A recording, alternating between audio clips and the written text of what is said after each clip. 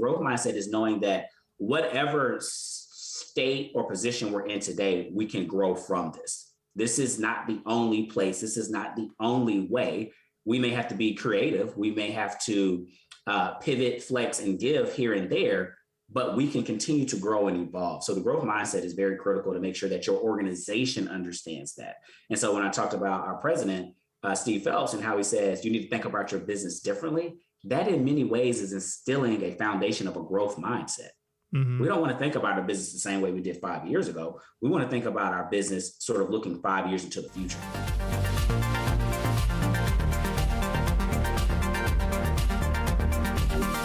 Hi everyone, welcome back to the HR Leaders Podcast. On today's episode, I'm joined by John Ferguson, who's a public speaker, belonging advocate, and chief HR officer at Nascar.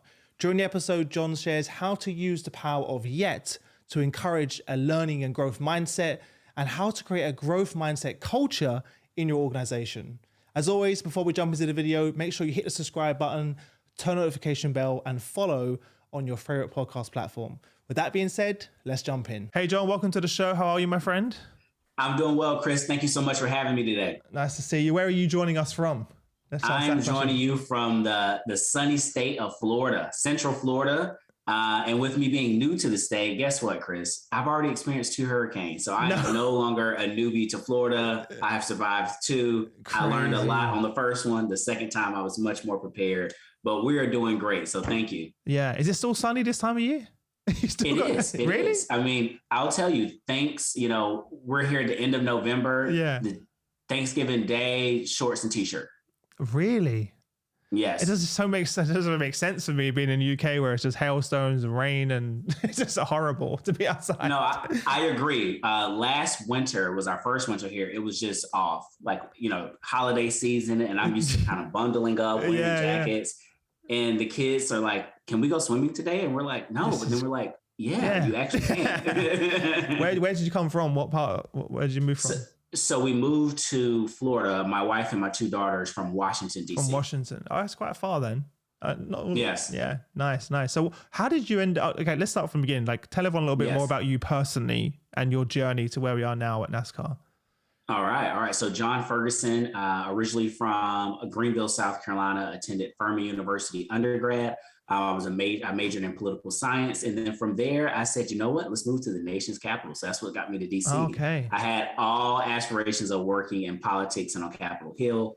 But when I came out of school, there wasn't as many paid opportunities at that moment. They wanted me to do some unpaid internships, and that just didn't work for me then. But I got my first opportunity to do full-time work with Hyatt Hotels in their HR function. Mm-hmm. I was always sort of somewhat curious about HR. I don't think it was something that I was set out to coming out of undergrad, because I thought I was going to work in politics. I didn't naturally think that I was going to stay in HR. I'll put it like that. I thought it was just going to be sort of first-time job, get foot in the door and see what happens. Well, look at me now, Chris. I'm still in the field, and that's 15 plus years later.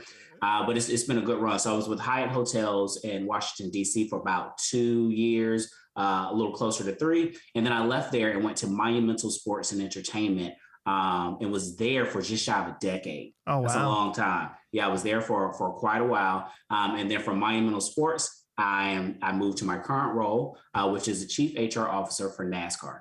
Amazing, man. Well, with me and you too, right? My summer job became my whole career. I've never left.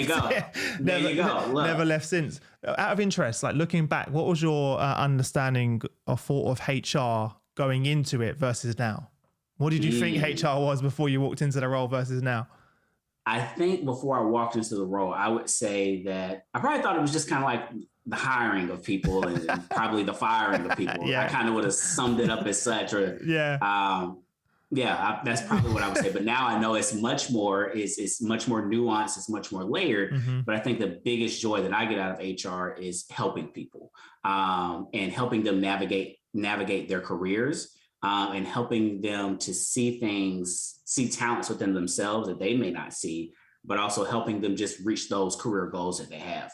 So those are the things that make HR special to me. Is that foundation of caring for people, and helping them reach new heights. So there seems to be already some synergies between politics and HR. There can be, definitely. I mean, so the way I looked at it in high school, give you a little bit more context, I was student body president. Like I've always kind of been in this. Why am I not surprised? Government. You shouldn't be. You shouldn't be. But I was in the student government, student council. Then when I got to my undergrad university, I was always involved in leadership roles. And so when I think about like student government, you're always in the know. Same thing with politics. If you're working that's what I mean, on Capitol Hill, you're always in the know. And so the translation I made there was that HR is always in the know. We may not be revenue generating, but anything that's going to happen within the organization, HR is your partner, the business partner to help execute that. So again, always being in the know, which is a great value add and allows us to make sure that we're keeping that human focus on all of those moving parts as we sort of explore and develop our strategic roadmap. Yeah. What was it about NASCAR, for example? I think, even in the UK, everyone knows who NASCAR is. Even if you've never seen it, somehow it's transcended cultures and all over the world. That's great. Whether you've seen it in a movie or a TV show or a cartoon, or something. What was it about the role that, convinced you to pick up your family and move halfway across America? Yes. I would say it was the opportunity to be a part of something bigger than myself. Understanding the journey that NASCAR is on, understanding the opportunity to lead the HR function and to be in a position to make an impact was very important to me in making this decision, because it was not an easy decision, because like I said, we were in Washington, D.C. So we moved 15 hours south. And funny enough, I was born and raised in Greenville, South Carolina. I had sort of a sort of closed mindset of like leaving the state of South Carolina. Like, nope, this is where my family is. This is where I'm going to stay. So moving to DC, I always thought was going to be my move to DC. Then I go back to South Carolina. So having a third stop was never on the agenda, but I think that's all when you think about your purpose and mission in life. And for me, it's to help organizations evolve, but also be a change agent and a person that can impact those within the organization and external to the organization so that we can grow and develop together. I was wondering, because obviously when I think about NASCAR, and this may be my personal bias, I think of white males, and and I think of that, I think most people would think that. Maybe I'm just generalizing as well. No, I think that's a fair observation. But the exciting thing about NASCAR is that when you get there and you see it for yourself in person, you will realize that there's much more to it.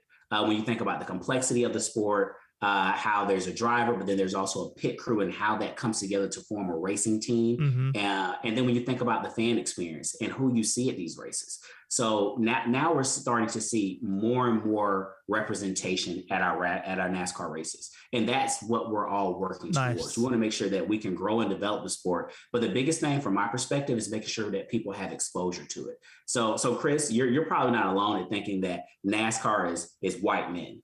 But I want to make sure that when you see me, you see, well, hey, John's not a white man. So there's other people at NASCAR. I'm not going to lie. I was surprised, John, that they had a black male leader in HR in NASCAR, if I'm being honest. That is fair. But guess what? I said earlier, the opportunity that I saw here was to be a change agent. I love it. Make an impact.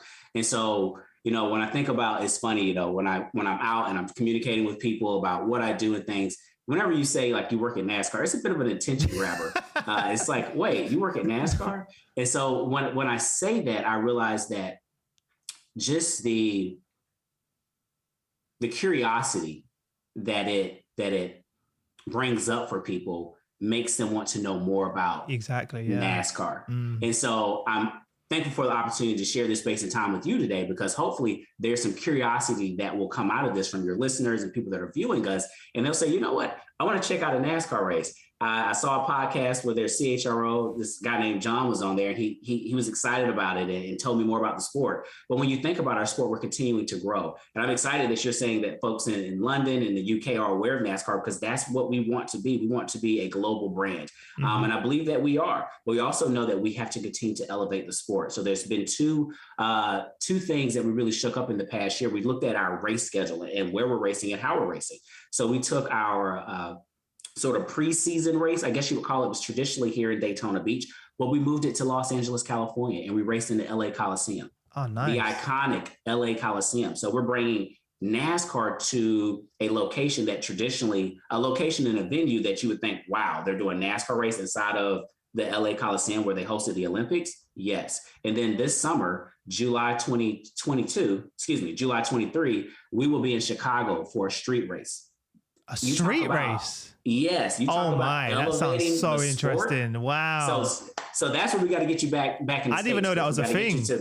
It is a thing. Oh my God, that sounds so cool. Yeah, I love the innovation. I think it's great. Yes. It's great to see the organization innovate and push the boundaries. And yeah, that sounds cool. And also they're attracting, like you're saying, they're attracting a whole new generation and a whole new audience. Correct. As well. So, that's great. I'm glad you mentioned that. Talking about, innovation and curiosity, I know one of the things that you're passionate about is of the power of yet. So explain that to people what that is, and we can jump into it a bit more.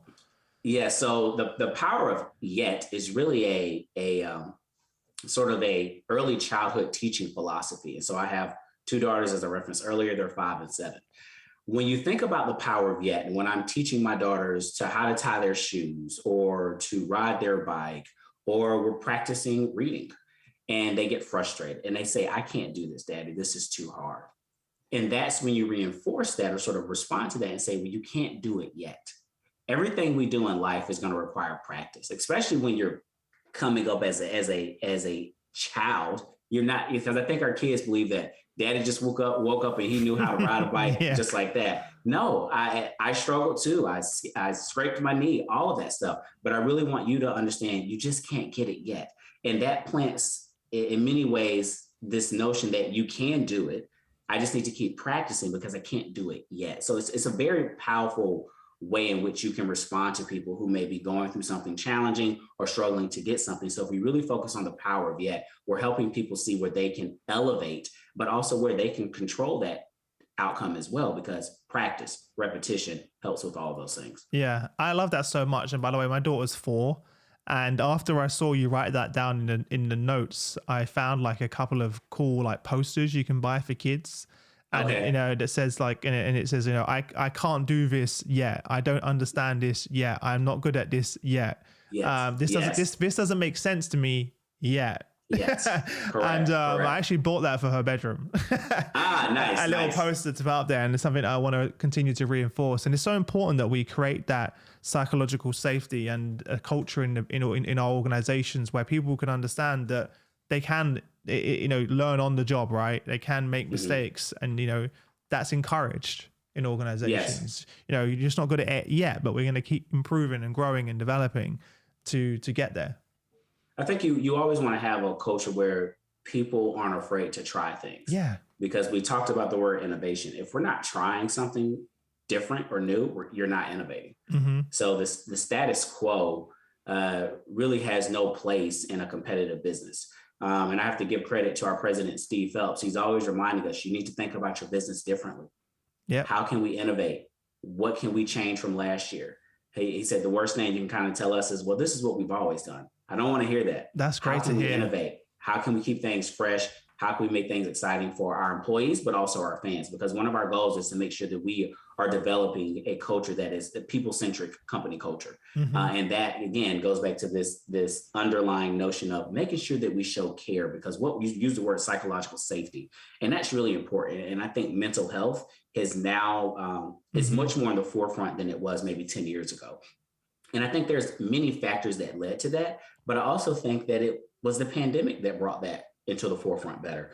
Because when you think about it, when the pandemic happened, March 2020, we were all sent home, not knowing what was really happening, possibly thinking it was only going to be for a couple of weeks. next thing we know, 2021 comes around and we're still sort of in this quarantine state. So it went much longer. But in that, people had the opportunity, Chris, to sit still. They had the opportunity the pandemic really removed some of those barriers and some of those distractions. So you got the chance to sit still with yourself. And many of us were grieving. And in that grieving process, you think about, what am I missing? I'm missing life as I knew it. And so when you do that, you start to reflect on the things that are important to you. And I think many of us, including myself, had some struggles. And in that moment of grieving, you realize, okay, I don't want to be or feel this way anymore. What resources and tools are available to me now? And I think just the power of like the telehealth and the video counseling, all of that stuff really jumped into the forefront, whereas it might have been a barrier to others, or you might have had time commitments that prevented you. So I think it's really important. There's a lot of good outcomes that came to light in the pandemic, and I think we're better for it. And so mental health is just one of those pieces. And I think there's a greater spotlight within organizations to make sure we're supporting employees and their mental health, but also giving them the tools and resources necessary to explore so that they can go on their own personal journey to resolve whatever challenges they may be facing internally. Yeah. How have you, I completely agree with everything you said, and it's so important. It's kind of gone from being a nice to have to a must have. And it's also created and started this great dialogue in organizations around topics that we kind of saw as in the past personal, that you wouldn't really talk about at work, right? And now common practice, because, you know, it's a work-life blend, you know, they're not two separate entities that exist, you know, especially now where work in many cases is not a place that you go to anymore. It is at home in many cases as well. How have you initiated this dialogue in the business and started and help foster those conversations? I think for me, it's just being transparent about yourself and your own journey. Anytime you go into a space, I like to say lower the waterline. So you think about an iceberg, you see just the tip, but under that water surface, there's a whole lot more going on. And so today, Chris, when we first got on the Zoom, we just kind of saw the tip of that iceberg. But in our sort of pre-discussion, we learned a lot more about each other. You're moving, you know, you have a 4-year-old, all of those things come to light. And in that, if I come in and I instantly share things that you may perceive to be personal about myself, you're naturally more inclined to say, hey, I want to share more too. And so that is where I think the best way to sort of have those conversations is just being transparent about your own journey, about your own story, and being willing to go first in that dialogue of like, hey, this is what I'm experiencing. Have you ever experienced this? And I think most people will react in a way in which they want to share and learn more. And again, it goes back to that word, be curious. Isn't it so refreshing? Yes. For so long, right, we've all held these things to ourselves, and sometimes it leads to misunderstanding in the workplace. Or Chris doesn't care. Well, maybe Chris is going through some things right now at home that you don't know about, right? You know, or or so-and-so's had a day off, right? And now we've kind of, it's so easy to say, you know, to my team, guys, I'm not in a great place today. I'm just in a day off. I need to see some headspace, right? And cool, we got you. We'll cover you. It's fine. Right. Before we couldn't have those conversations, right? Yes. We could, but we didn't. I like to do a temperature check sometimes. You can tell when there's something going on in a group, the dynamic has shifted, but maybe as a leader, you're unaware, but you can just tell something's off. So a quick sort of post check that I'll do is say, hey, let's do a quick round robin, 1 to 5. How are you feeling? 1 is like, not a good day. I want to go home and get back into bed. 5 is, you know, did you say happy hour? I'm having a good day. And so I would do that quickly to understand kind of where people are. And if people are in that lower half of that scale, then I'll say, okay, let me adjust this meeting, because people have things that are distracting or that are preventing them from kind of bringing their whole self into this environment today. So then I may say, hey, this was going to be an hour-long meeting, but let me just give you the highlights and let's reduce it so that you can get some time back to sort of continue on with how you need to organize your day. But that's a self-awareness that leaders need to have, and understanding how to respond to those group dynamics. Just because you think today was the best day to do this PowerPoint presentation, if your audience is not there with you, then the productivity is not going to be there too. So learn how to sort of pivot and be flexible in those moments. And I've seen it be helpful. I think sometimes people kind of say, oh, I'm a 4. They just kind of give you, you know, I'm decent. And I may just come out and say, well, I'm on one today. Because I think sometimes as leaders, sometimes I am on one, but maybe I'm not. But I want to show them that it's okay to be vulnerable. Yeah, it's so important, right? Yeah, I've definitely noticed since I've started being more vulnerable, more members of my team are coming to me more often now, and they're more open because if they can see that, just because I'm the CEO and founder of the company doesn't mean I've got no problems. Correct. If in many cases there's more problems to have. It's really cool. Like we was visiting schools for Robin because we've just moved to this new area, so we kind of visited schools in the area. And one of the things that one of the schools had was a temperature check. So when in the morning when the kids come into the classroom, they have a wall where they have like different faces that represent happy, sad, upset, whatever. And then the first thing they do before they walk in, they have to put this kind of how they're feeling, the face that represents it on the wall. And then the teachers check in with them, depending on obviously if they're great and they're happy, they get on with it. But if they're angry, sad, etc., then they kind of take them to one side and understand why is that, and because if they start their day that way, then probably not going to have a great day. So and I just thought that was a really cool thing, and having that emotional intelligence that the other kids can see that Chris is not feeling great today, and these are 4-year-olds. And I was like, this is so amazing, because that skill is going to, and they do that throughout the entire time they're there, the 5-6 years they're in school. So I felt like they're going to come out with such more higher emotional intelligence, in that kind of curriculum. I was like, oh, cool. It's just something that I noticed. I was like, this is really cool to see. I actually like it. I might take that concept of like having kind of like the emojis on the wall. You're happy, sad, confused. Because I think sometimes when I do the scale, people just kind of, I'm a 4 today, but you're not always a 4 because I'm not always a 4. But I think the faces remind me of kind of when you're in the hospital when they have that pain scale, and they use the same concept. Yeah, they said it works really, really well, and well-being and mental health is kind of part of their school curriculum, which I was like, wow, like we've come a long way since I was in school, where it's like get on with it as well. So we also spoke about growth mindset. What are some of the other ways that you kind of bring that into the workplace? So growth mindset really is sort of another layer to the power of yet. And so you can have a perspective of like a fixed mindset, and that's just, I can't do it. I'm never going to be able to bench press 200 pounds. Nope, can't do it. Just can't. Or you can have a growth mindset and say, can't do it yet. I can do all of this. So the growth mindset is knowing that whatever state or position we're in today, we can grow from this. This is not the only place. This is not the only way. We may have to be creative. We may have to pivot, flex, and give here and there, but we can continue to grow and evolve. So the growth mindset is very critical to make sure that your organization understands that. And so when I talked about our president, Steve Phelps, and how he says, you need to think about your business differently, that in many ways is instilling a foundation of a growth mindset. We don't want to think about our business the same way we did 5 years ago. We want to think about our business sort of looking 5 years into the future. Yeah. So how do we set that foundation so that we can continue to grow and have this, again, growth mindset? Because some people just think they're based on their physical limitations.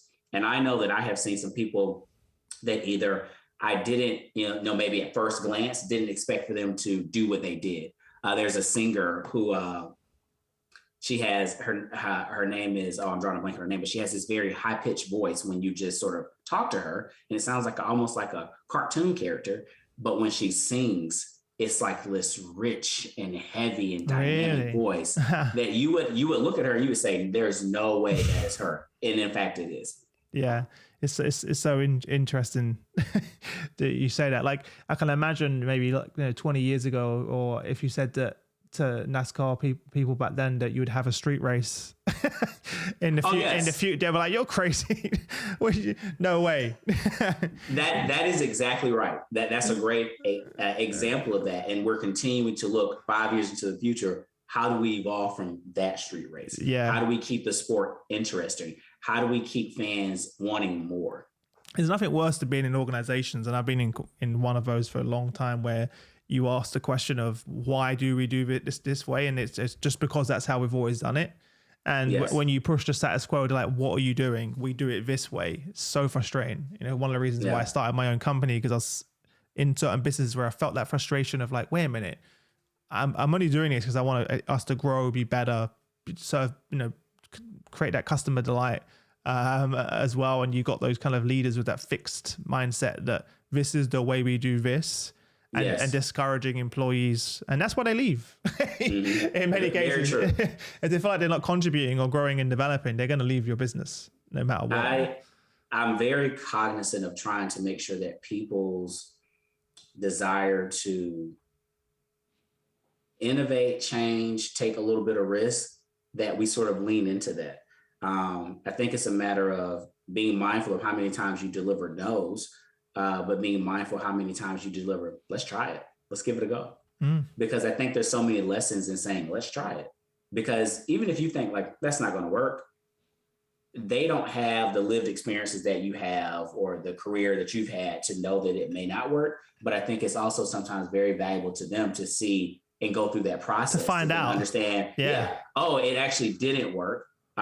Or we could come together and say, well, I think if we pivot this way, or they think, oh, maybe if we pivot that way, it can work. So again, we got to try things because maybe it didn't work 10 years ago, but maybe now it does. So I don't want to be so caught on my experience because 10 years ago, I tried the same thing and it didn't work. But now there's a whole new frontier in front of us. And when you think about the fixed mindset, the growth mindset, a great example in HR today is pre-pandemic, what did we do? Everyone was in the office. Now that has drastically pivoted. But there are still some leaders who are like, no, COVID's done with, everybody needs to be back into the office. But we went through this long period of, in many ways, being forced to do our business differently, to show care for the health and safety of our employees and their families. But we also did a lot of innovation there. We were much more effective for some roles. And I mean, it's nuanced, so it depends on your role. Of course. But having that growth mindset of those leaders that say, you know what, 10 years ago, we were all in here. But now I think we could have a hybrid model because we've seen how effective this could be and where it allows us to leverage the technology available to us today.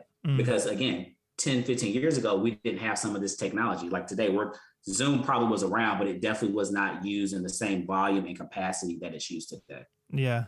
Thinking about like you talking about HR, how far HR has come, let's be honest, if you don't have a growth mindset, you will not succeed as a CHRO. Very true.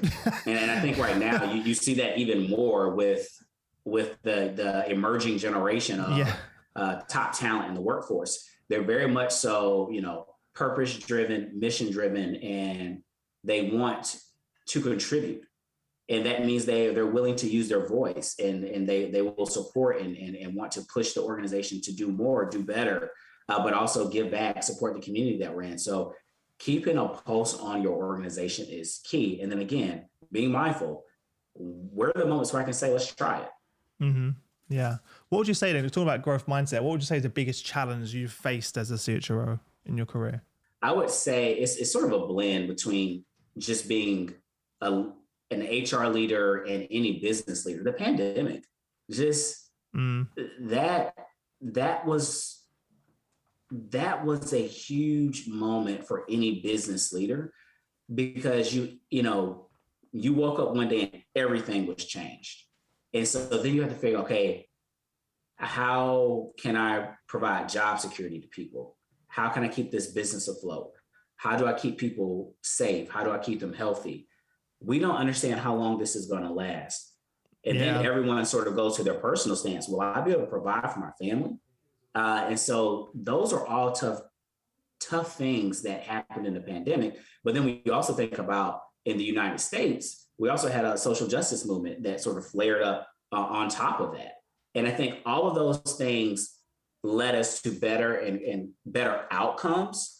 But going through that, I think for many leaders, I always say that it was critical that we made sure that we took care of our own sort of self-care.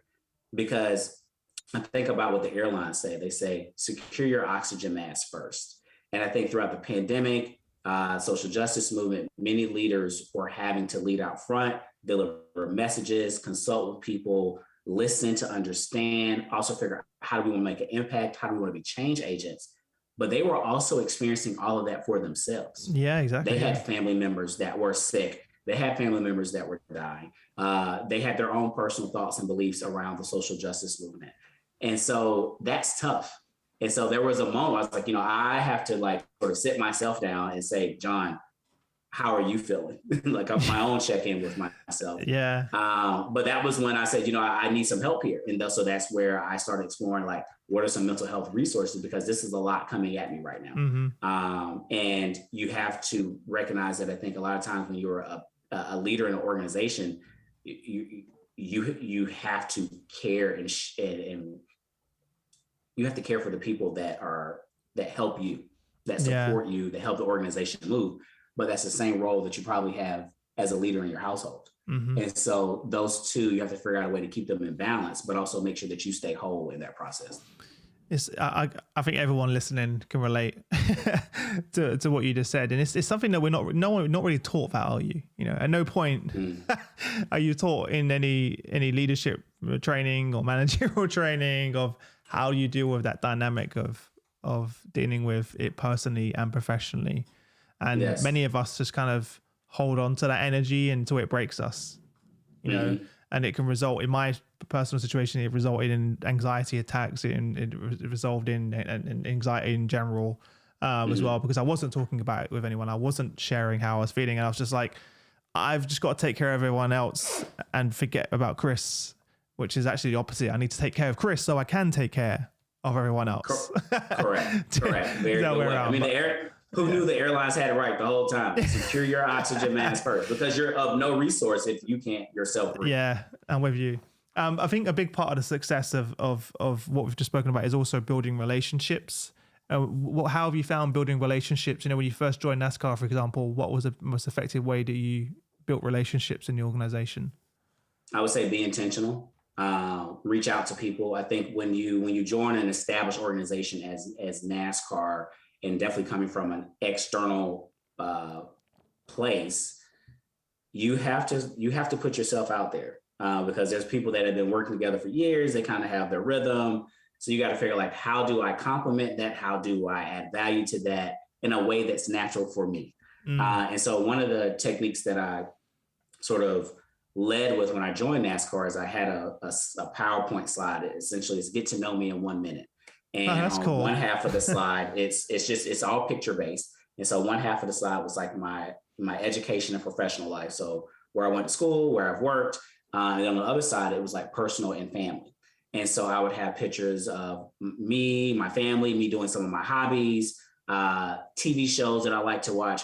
But this goes back to the word I used earlier, lowering the waterline, because I come into an organization, there's only one of me, but there's thousands of people that I'm trying to build relationships with and build rapport with. In doing that, I gave everyone that was able to see me sort of go through this slide an opportunity to find some connection point to me. Whether that was, I like to watch Big Brother. I don't know if you watch Big Brother, really good show.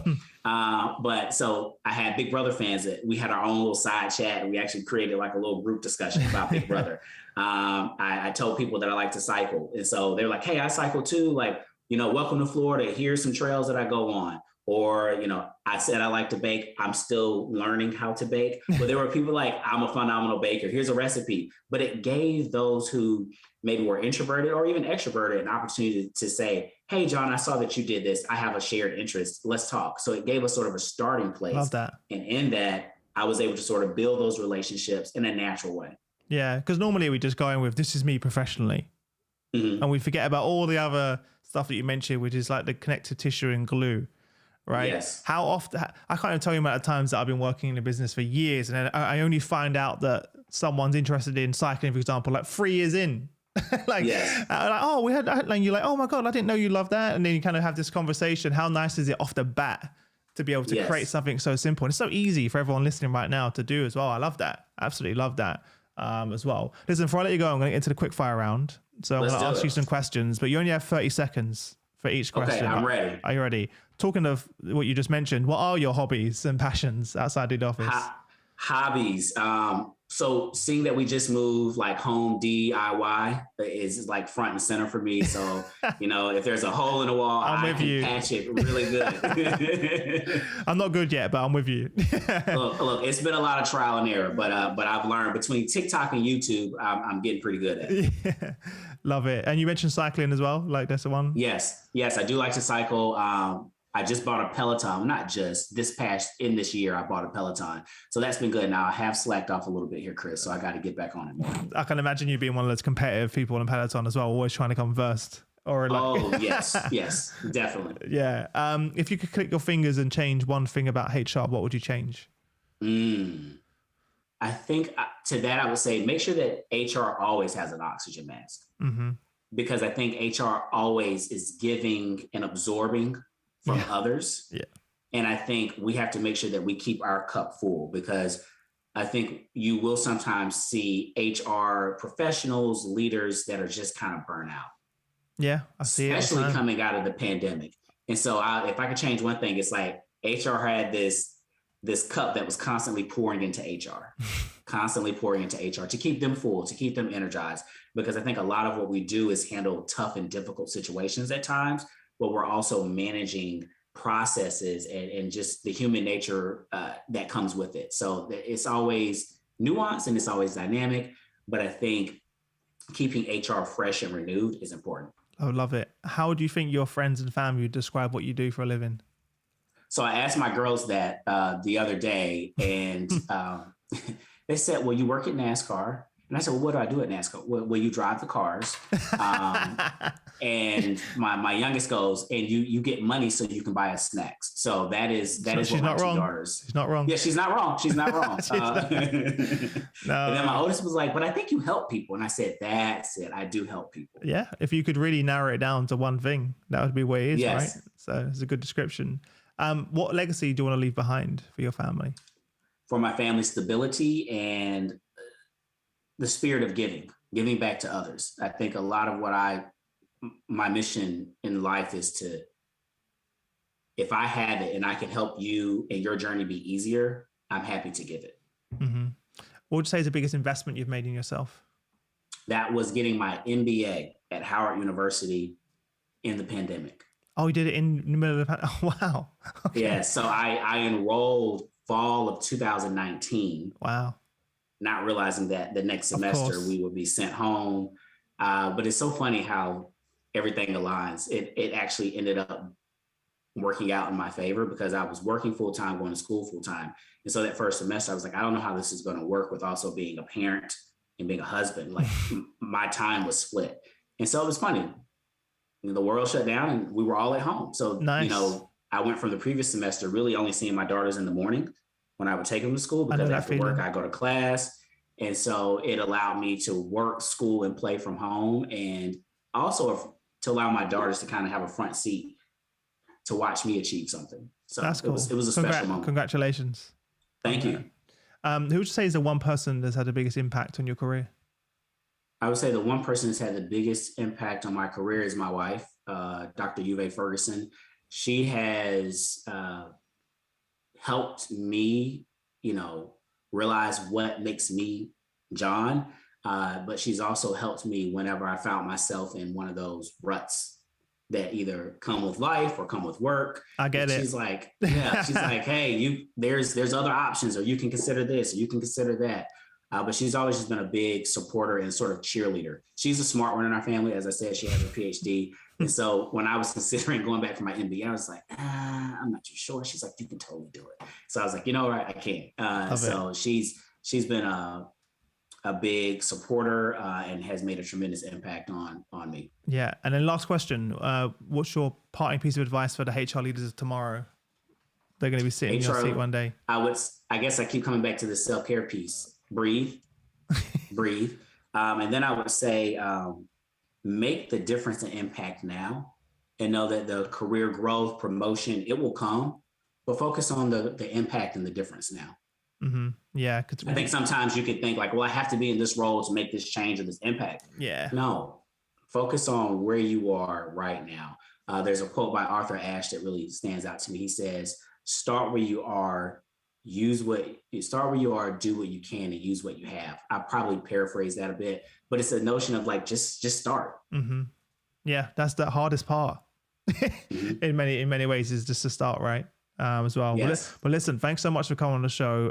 Where can people reach you if they want to reach out, say hello? Where's the best place to connect? Yes, connect with me on LinkedIn, John Ferguson. And if you search for NASCAR, I'm sure I will pop up pretty quickly for you, but John Ferguson on LinkedIn. Amazing. Well, I'm going to speak to the team and find an excuse to come and see you. You have so to. we can watch some races and make it happen as well. So, but listen, thanks again. And I wish you and the team all the best until we next speak. I appreciate you. All right. Thank you, Chris.